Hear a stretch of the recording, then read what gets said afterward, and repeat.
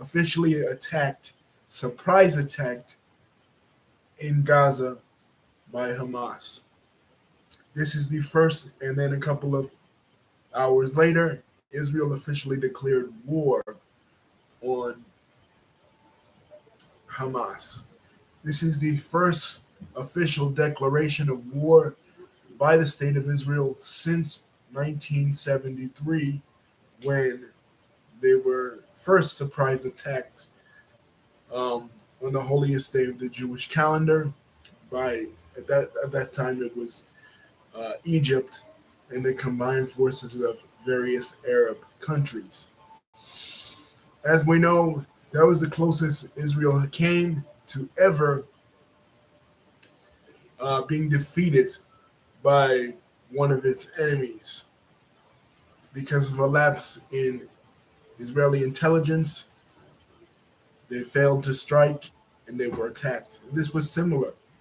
They had, I'm sure, intelligence from the Mossad and the Shin Bet, Israeli intelligence agencies, but they failed to act for whatever reason. Could be a lot of the internal strife that's going on in Israel right now over um, the judicial reforms that Netanyahu is trying to introduce.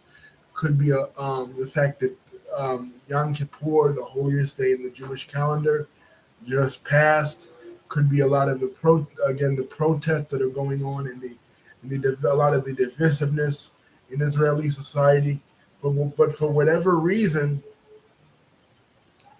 Hamas caught him slipping.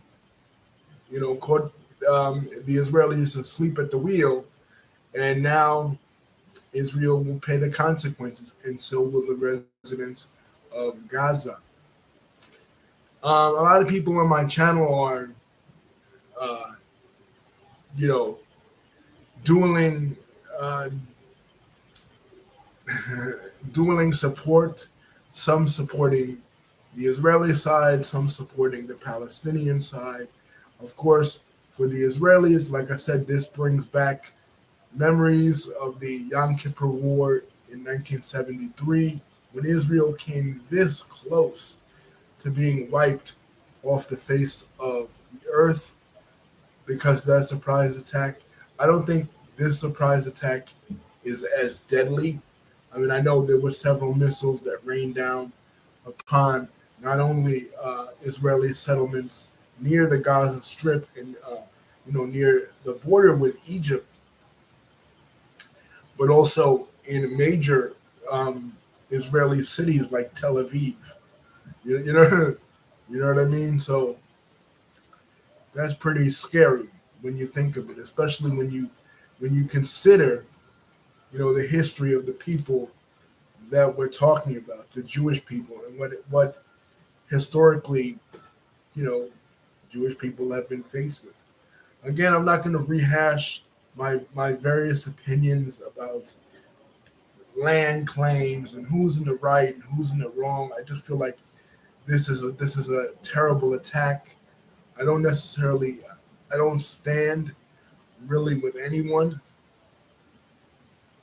on this. I just think that I'm very shocked, honestly, that uh, the Israelis were caught sleeping at the wheel, man. Because usually they're the Shin Bet. I mean, we see this it's just a TV show, but the Netflix show Fauda, that follows the Shin Bet, um, the Israeli intelligence agency, basically the Israeli like CIA, and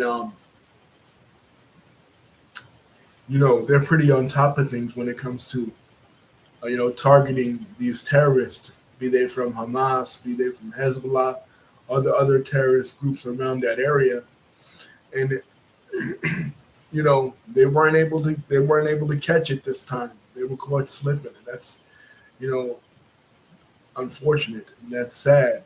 But I don't think they'll be caught slipping again. And it's interesting how this impacts the United States because before this, uh, before this, Joe Biden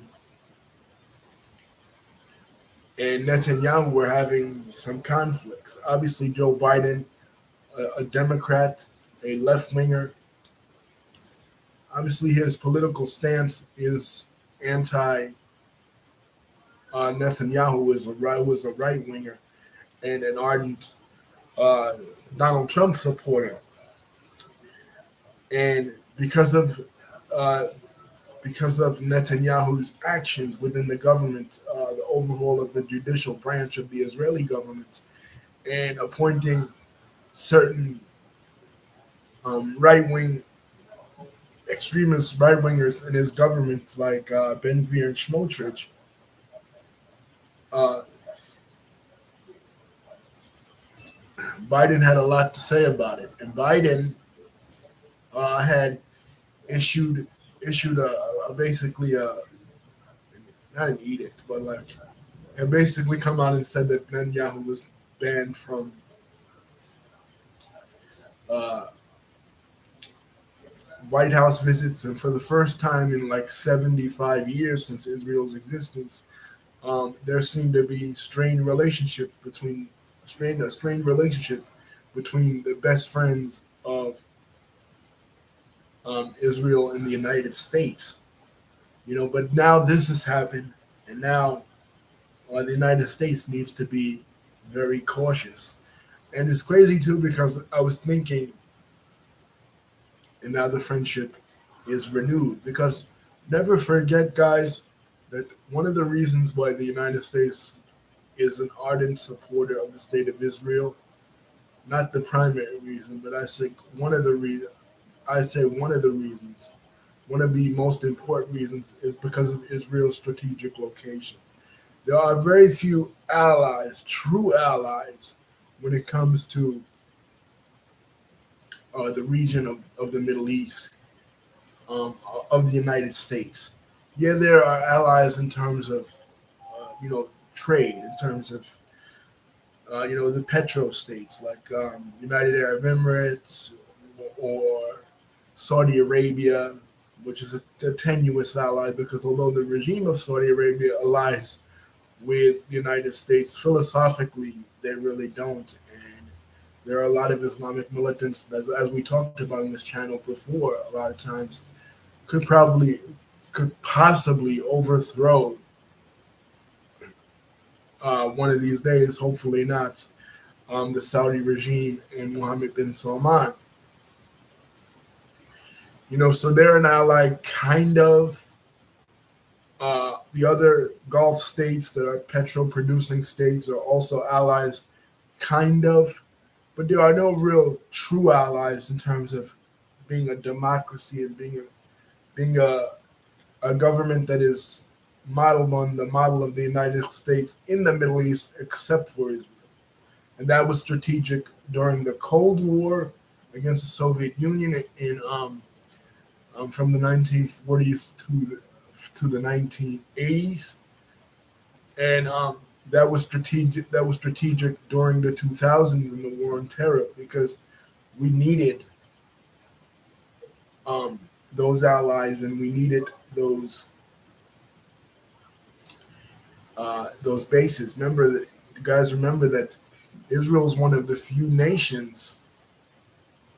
I mean, the United States is one of the few nations foreign nations to have a military base in Israel. So the countries are inexplicably linked. They have a long history going back to the formation, like I said, of Israel, where the United States was the first country to recognize the state 11 minutes after its forming. So, yeah, you know, they've always really been close and probably always will be. But there are sometimes strained relationships, especially when it comes to the United States presumption that they can try to place limits on Israeli settlements within the territories acquired in '67, of which the Gaza Strip is one of them. And also, the United States tries to maintain tenuous links, at least, with the Palestinian Authority. But when it comes to uh, which is the political group Fatah.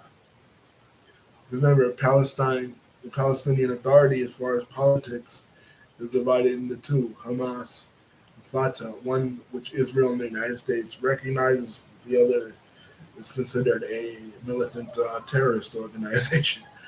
So, but in Gaza, the part we're talking about in this video, and that the incident occurred, it's Hamas that is in charge and not Fatah. Fatah is more in charge of the West Bank area, which the Israelis call Judea and Samaria.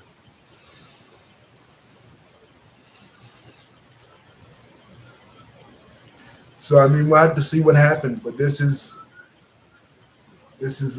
crazy, and a lot of American citizens are upset about this because they feel like, okay, this is another war internationally that the United States is going to have to bankroll financially. Bad enough, we're giving billions and billions of dollars to the Ukraine to fight off Russia. We're giving unequivocal support to the United States to fight off Russia because we want an ally in that region of the world, in Eastern Europe. We may have to one day, theoretically, give billions of dollars to Taiwan to fight off the Chinese. You know, if the Chinese were to ever um, invade Taiwan, because again, when it comes to East Asia, Taiwan is a democratic ally of the United States. And a lot of people are saying, well, we're too busy engaged in the world's politics. A lot of Americans are becoming very isolationist, you know, thinking to themselves, why don't we pull back? You know, like we did in the 1920s. I mean, famously, many people would consider that a blunder in the 1920s because the United States and the Soviet Union disengaged in world affairs following the end of World War One. Because of that, that allowed fascist leadership like Hitler and Mussolini and the Japanese um, to rise to power. You know what I mean?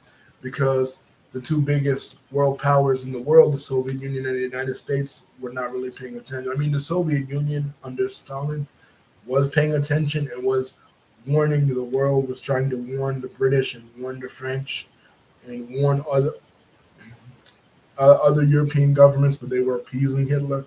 But we weren't doing anything. You know, we were complete. Our politics during the 1920s was completely isolationist. And it's crazy to me how I look at the 1920s 100 years ago and I look at the 2020s right now and how many parallels there are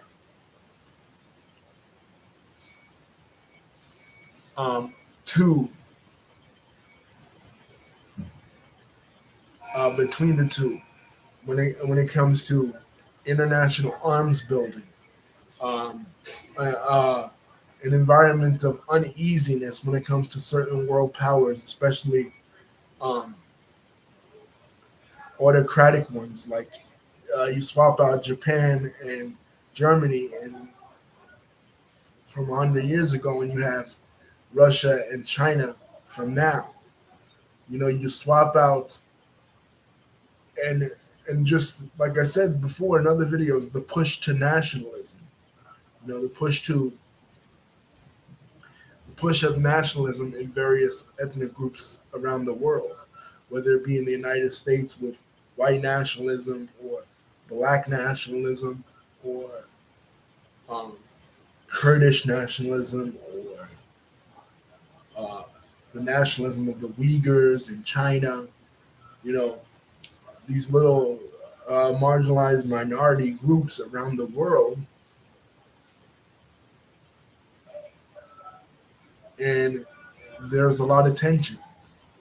And that was similar in World War. I mean, in the 1920s, where you had various race riots. 1919, the eve of the 1920s. um, the bloodiest summer in American history when it came to race riots. You know, the more history, the more things change, the more they stay the same. In this, so and at the same time, in the backdrop to that, we had a very carefree, libertine attitude when it came to sex and sexuality and drug use and feminism and music. Kind of like we have now. You know what I mean? I mean, the music now is more nihilistic, especially the rap music. They didn't have rap music back then. You know what I mean? But a lot of the club hits are just that, club hits, and we're just dancing and we're just partying it up after being in a war. That was the 1920s for the United States and for the world was a post-war period. The 2020s is also a post-war war period from for the United States. We just came out of the war on terror, and as we just like back then, we just came out of World War One. We had a global pandemic in the Spanish flu in 1918. We had a global pandemic in 2020. You know what I mean? So um, the late 19 teens and the early 1920s kind of parallel the late 2010s and the early 2020s, in my opinion, in a lot of different ways. It's interesting to look at history and see those kind of parallels, racial attitudes, ethnic attitudes, the tension surrounding a possible world war, pandemics, and of course, Middle Eastern violence, like we talked about just in another video. I mean, you could basically say that the origins of the modern day Israeli Palestinian conflict, as far as the first real act of violence, happened in 1929 with the Wailing Wall riots. It's just crazy. Preceded by a historic piece of legislation or a historic diplomatic document. In 1917, it was the Balfour Declaration. In 2020, it was the Abraham Accords. You know. Anyway, guys, don't forget to like, comment, and subscribe. Hit the bell button to see my next video is coming out. And it's just interesting too how yesterday was Indigenous Peoples Day, and then you have this discussion surrounding Israel and Palestine about indigenous, who's not indigenous. For those that don't know, Indigenous Peoples Day is the politically correct term for Columbus Day. Many people, we have a video on it, 1492. What does it mean to you? Many people don't like Columbus Day. They feel like Columbus Day is a slight against Native Americans, and it kind of is. But I explained in that video, the political machinations behind that, how they were trying to at that time when it was instituted, integrate Italian Americans into the American mainstream, which they were not for many years, including during the 1920s um, with the infamous Sacco and Vanzetti case, where two innocent guys were hung for anarchist sympathies. And that's another thing that's similar to the 1920s is the paranoia surrounding the Red Scare, the paranoia surrounding hardcore leftism. There's a lot of the Red Scare now. You know, a lot of the boogeyman McCarthyism now, but from not with the right against the left, but with the left against the right. People pointing fingers, people calling other people um, insurgents and rebels. A lot of political witch hunts, just like there were in the 1920s. But it's not surrounding socialist, communist, or anarchist, but instead surrounding uh, right wingers. So, like I said, the more things change, the more they stay the same. Peace. Don't forget to like, comment, and subscribe. Hit the bell button to see my next video is coming out.